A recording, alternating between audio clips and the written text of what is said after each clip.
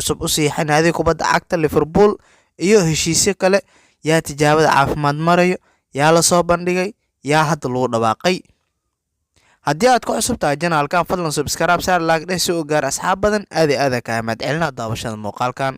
waxaan ku bilaabi doonaa wararkeena rasmi Maxamed Saalax ayaa saxiixay heshiis cusub oo gaaraya ilaa 2025 Maxamed Saalax oo aad loogu rajaweynaa inuu heshiis cusub u saxiixo naadigiisa kubadda cagta Liverpool kadib markii uu ka ambabaxay naadiga kubadda cagta Liverpool xidiga reer Senegal Sadio Mane kaas oo ku biiray naadiga kubadda cagta Bayern Munich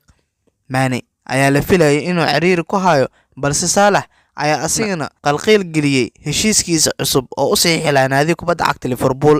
walow hadda ay soo baxday warar sheegaya in si rasmi ah oo u saxiixay heshiis gaaray ilaa 2025 oo qandaraas uu ku duway 3 sano oo hadda kadib sii joogi doono naadiga kubadda cagta Liverpool Mane